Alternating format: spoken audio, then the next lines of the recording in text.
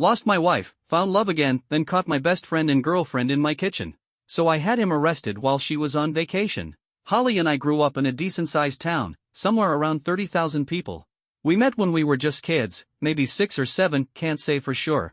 But from the moment we became friends, we were practically glued to each other. By the time we turned 16, that friendship turned into something more, and we started dating. 2 years later, at 18, we left our hometown for work in a city just a few hours' drive away. Life moved fast after that. By 20, we were married, and not long after, we bought our first home. At 22, we got the news that Holly was pregnant with a baby boy. It was supposed to be one of the happiest times of our lives. But then, out of nowhere, everything shattered. Just 5 weeks before she was supposed to start maternity leave, a massive shelving unit at her workplace gave way and collapsed on top of her. The authorities told me that both she and our son died instantly. It wasn't just Holly who was caught in the accident, 2 of her co-workers were also seriously injured. One was left paralyzed, and the other lost his leg after they had to amputate it. As it turned out, the company she worked for had made a decision to save a few bucks, choosing to keep using old, unsafe shelving that should have been scrapped. That choice cost my wife and son their lives. Even now, I can't bring myself to forgive the executives and managers responsible. They cut corners, and because of that, I lost the most important people in my life. Not long after, I was faced with a decision. The company reached out, calling it compensation. I called it what it was: blood money. They wanted to settle out of court to avoid a lawsuit, but I wasn't interested in letting them off that easy. Just to be clear, this isn't a revenge story, this is still just the backstory. Thanks to the attention the case got, along with political pressure, things moved fast in court, if you can call 3 years fast. The final payout to all the victims ended up being nearly 10 times what the company had initially offered. On top of that, they were hit with hefty fines for violating workplace safety laws. Some of the executives were fired, and others went to prison. There's a lot more to that part of the story, but maybe I'll share it another time when I'm ready. During all of this, I was still working in telecommunications. My mom, bless her, moved in to help me through it all, and honestly, I don't think I'd have made it without her. She kept me grounded when I felt like I was falling apart. Around that time, I was offered a promotion. The catch? It involved a lot of traveling across the state.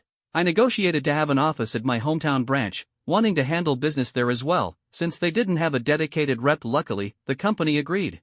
For the next few months, my routine settled into a rhythm: 1 to 2 weeks at the city office, a week in my hometown, and another week or 2 traveling. After a year of bouncing around, I decided to buy a house in my hometown. Staying with my parents every visit was fine, but I wanted a place of my own again, somewhere I could come and go as I pleased. That decision would end up being important later. Fast forward about 4 years, this is where the real story begins. It was a Friday, and I had just gotten back from one of my work trips, stopping by my office to check on a few things. That's when Tobias, the branch's managing director, walked in. We'd known each other since we were kids, though we went to different schools. After I moved back, we reconnected and became close friends. He asked how I'd been, then casually invited me to a house party he was throwing that night. It was short notice, but I figured, why not? A few drinks with friends sounded like a good way to unwind. That night, at the party, Tobias introduced me to Lena. She was new at the branch where my hometown office was located, just getting to know everyone since she'd recently moved to town. From the moment we started talking, we hit it off. As cliché as it sounds, meeting her felt eerily familiar, almost like Holly was standing in front of me instead of Lena. I won't drag this part out, but after 2 years of dating, we decided to take the next step. She moved into my house, and for a while, everything was going great. Lena got along well with my parents, and even Holly's parents gave their blessing. They were just happy to see me happy again. For close to a year, things were perfect. But then, little things started to change. Our Skype calls when I was away started getting cut short more often. Neighbors began mentioning a car parked near my house, one that sounded an awful lot like Tobias's, showing up whenever I was out of town. I even found some clothes in my wardrobe that didn't belong to me. Everything pointed to something being off. When I confronted her, she denied any wrongdoing. She insisted that Tobias would stop by now and then to talk business but never stayed overnight. I wanted to believe her, so I chalked it up to paranoia and let it go. Still, the nagging feeling never really left me. 6 months later, I learned the hard way that my gut had been right all along. I had just closed a major deal at work, and the negotiations wrapped up earlier than expected. Since I had a few extra days, I decided to book an early flight home and surprise everyone. A few hours later, I pulled into my hometown, taking the alley behind my house to slip in unnoticed. Part of me was curious to see if this so-called mystery car would be there. Sure enough, parked right by my back entrance was a car blocking the gate. At first, I thought maybe a neighbor had just parked there carelessly. But as I got closer, I recognized it was Tobias's. If it weren't for the tall hedge line I planted a few years back for privacy, I might have driven right past my own house. But instead, I pulled up behind his car, got out, and started walking toward the back door, confused as to why he was there so late. Lena had always said he left long before now. Then, I saw it. Through the kitchen window, I froze in place. My stomach twisted into knots. There they were, Lena and Tobias, going at it, right there on my kitchen counter. Time seemed to stop.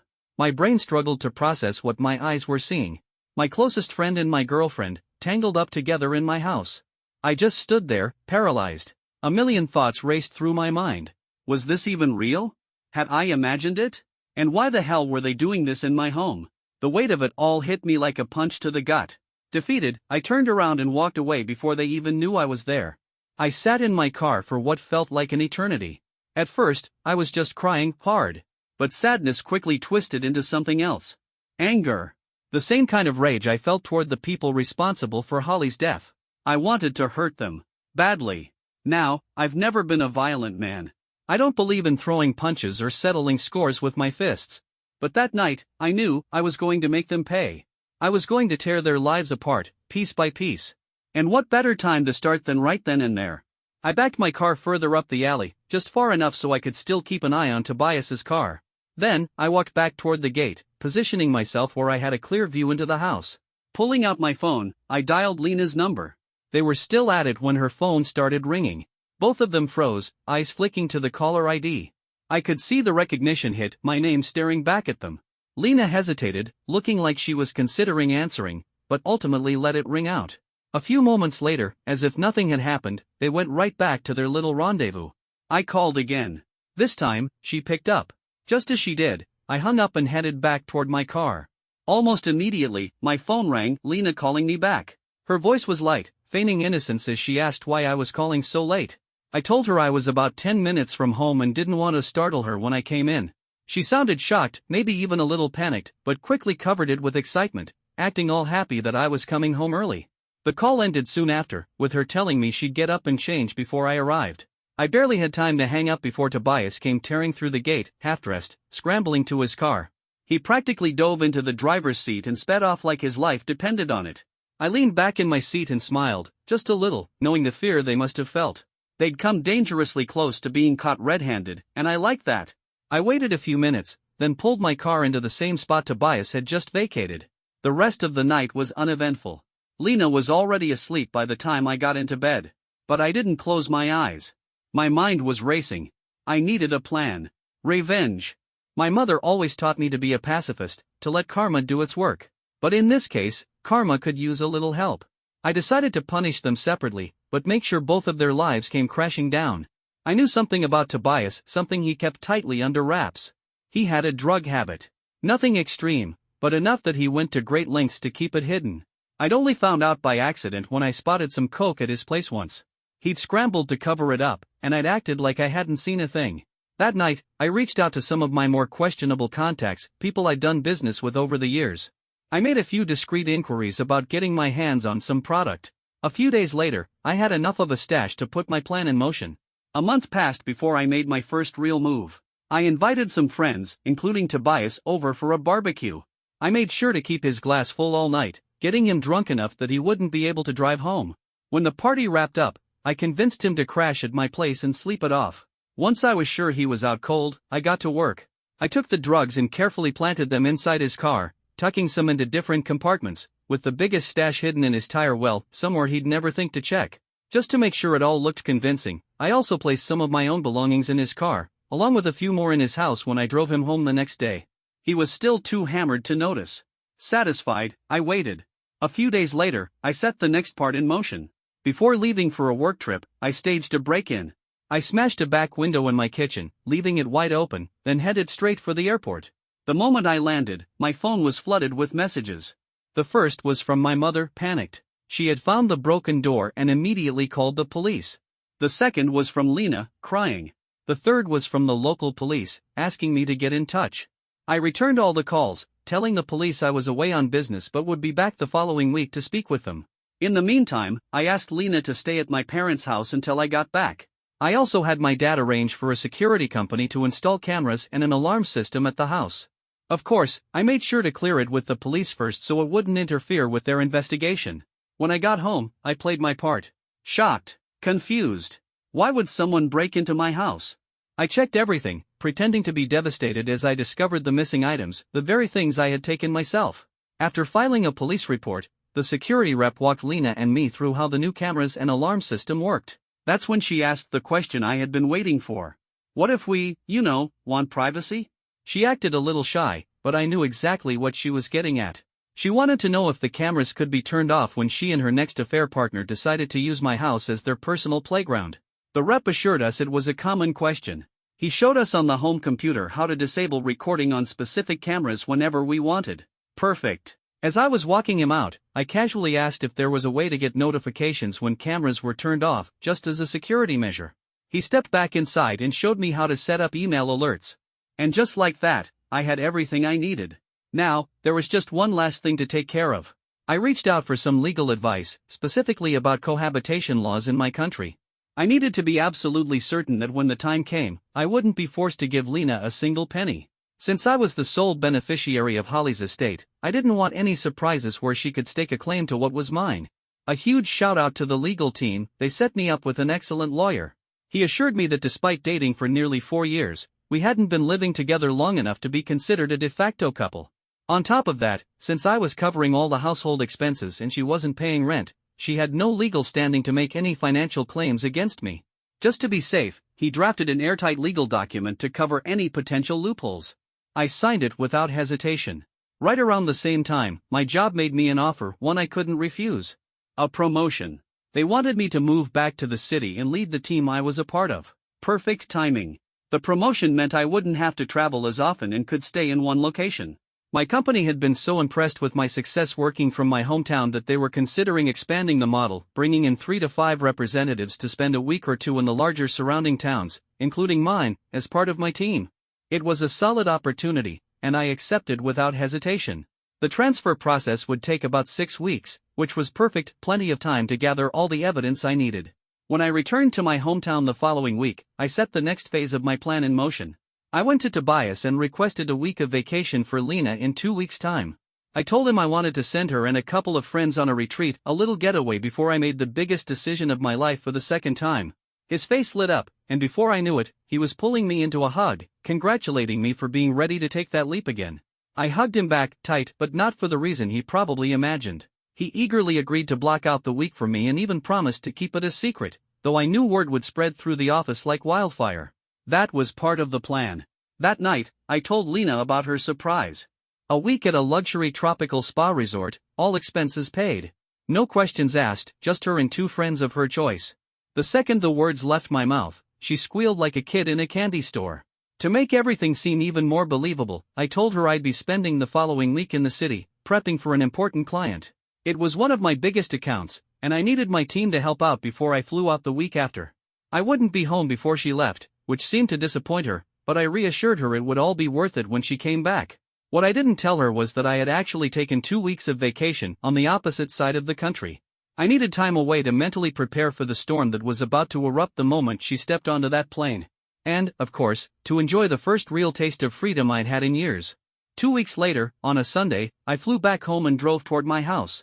As I passed by, sure enough, there was Tobias's car parked in the same damn spot, just like the first night I caught them. I pulled over a little ways back and checked my security footage. There he was, right on cue, fast asleep in my bed.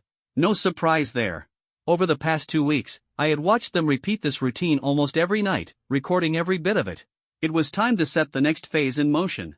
I made my first call to the police, blocking my caller ID. In a calm, concerned voice, I told them I was a neighbor who had seen a suspicious man hanging around his car in the alley behind my house. He'd been passing things through windows to other cars and peering into my yard, probably dealing drugs or scoping out a house to break into. I gave them his license plate and a description, and they assured me someone would be there shortly. I thanked them and hung up. Then, I called Lena. I told her I was about 10 minutes from home, that I knew she was flying out tomorrow, but I wanted to surprise her before she left. Looking back at the footage now, I still laugh at the chaos that followed. Within seconds, Tobias was scrambling out of bed, half-dressed, flying out the back door to his car. He was in such a panic, he didn't even bother buttoning his shirt properly. It was a perfect scene. As Tobias peeled out of the alley, a police car rounded the corner behind me, catching sight of his erratic driving. They immediately gave chase. Meanwhile, I pulled into my driveway, greeted an excited Lena, and went through the motions of playing the perfect, loving boyfriend. Later that night, after she fell asleep, I lay awake, staring at the ceiling. The next morning, she and her friends were bundled into a car and driven to the airport. The second they were gone, I got to work. First, I called a buddy of mine who worked as a removalist. Apologizing for the last-minute request, I asked if he could pack and move everything in my house by Friday. He agreed. I also arranged for certain boxes to be sent to a storage facility. No problem, he said. After that, I began packing up Lena's belongings. Later in the day, I received a call from the police. They needed me to come down and identify some recovered stolen property that matched the description of items from my break-in report. I grinned. Tobias's downfall was unfolding exactly as I had planned. When I got to the station, some of the missing items were still unaccounted for, probably still sitting in his house, untouched. The police hadn't searched there yet, but it was only a matter of time. By then, the entire town was buzzing with the news. Events like this didn't stay secret for long in a place like ours. Tobias was disgraced, his reputation in tatters. Worse, he was fired immediately for possession of drugs and stolen property. My bosses, along with his, formally apologized on behalf of the company. That night, I went to my parents' house. I sat down with them, along with Holly's parents, and told them everything, well, most of it. I left out some of the finer details, but I made it clear that I was moving back to the city for my promotion and that Lena wouldn't be coming with me. They were upset that I hadn't told them anything sooner, but in the end, they were just relieved that I was handling everything maturely. They didn't necessarily agree with me ghosting Lena, but after a few drinks, some laughter, and a couple of tears, they let it go. By Friday afternoon, after a hectic week of finalizing everything, organizing cleaners, putting my house on the rental market, and wrapping up things at my hometown's office, I packed a few last things into my car. Then, I drove to my parents' house, said my goodbyes, and prepared for my final departure. Before leaving town, I made one last stop. Daphne's house. Daphne had been one of Holly's closest friends, practically a sister to her. She was the only other person who had known about my plan, minus the details about Tobias. Without her, I wouldn't have been able to coordinate everything as smoothly as I had. I handed her a large manila folder. Inside was all the evidence I had gathered of Lena's infidelity, along with a letter and several legal documents from my attorney. The documents clearly stated that Lena was not to contact me, along with instructions on how she could retrieve her belongings from the storage unit I had arranged. With a quick goodbye, I turned and left. By Sunday, I was back in the city. And for the first time in a long time, I felt free. I woke up to a flood of missed calls, voicemails, and text messages. Turns out, Lena had come home early after catching wind that something was going on in town. She arrived only to find an empty house and a for rent sign planted in the front yard. Panicked, she rushed straight to my parents' place, but the moment they answered the door, they shut it right in her face. That left her scrambling, calling everyone she could think of until, somehow, she got in touch with Daphne. Daphne told her she had a package waiting for her. From what I heard, she did not take that well. By that point, I had already seen her furious texts and listened to a few angry voicemails. The messages were filled with accusations, claiming I had set Tobias up, calling me deceitful, and demanding answers. I figured she might show up at my door next, but nothing ever happened. 5 weeks passed.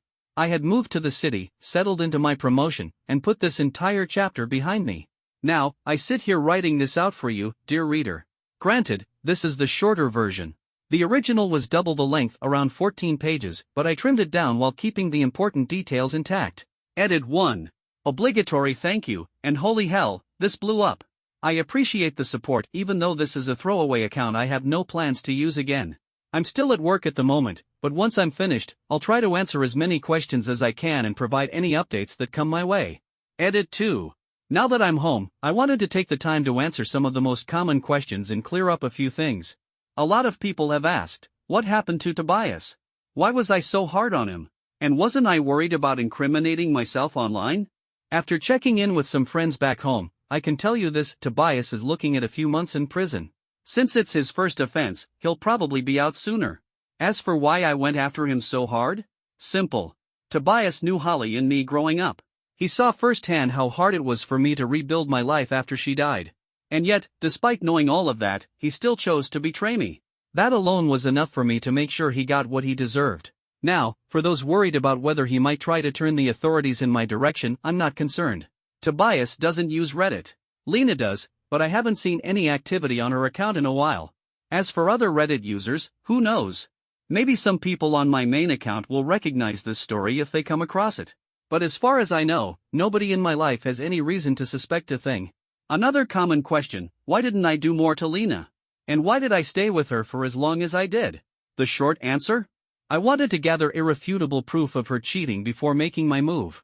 Lena was, in her own words, a major socialite, and I knew that exposing her for what she'd done would completely destroy her reputation. That was the real punishment. From what I've been told, she recently moved to another state after being transferred. Following the fallout, she was mostly stuck on administrative duties before her transfer. Once the rumors spread, people turned on her, and she lost the life she had built in our town. Some people have questioned the legality of what I did, moving all her stuff out, sending her and her friends on an expensive trip, building up her expectations just to pull the rug out from under her.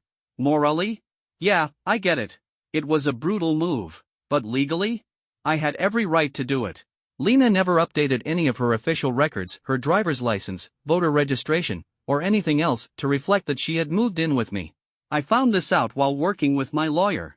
Since there was no legal proof that she was actually living there, and since we hadn't met the requirements for de facto status, I was completely in the clear. Lastly, to those calling my story fake, labeling me a sociopath, or saying this was all just a karma grab, believe what you want. Everyone has their own opinions about the stories shared online. I won't try to change anyone's mind. As for my previous post in another subreddit, the so-called malicious compliance story, I'll be upfront about that. That one was mostly a way to build up enough karma to post here. The situation itself was real, though. In fact, it made national news at the time. If I can find the article, I'll link it. But this? This is real. And now, it's done.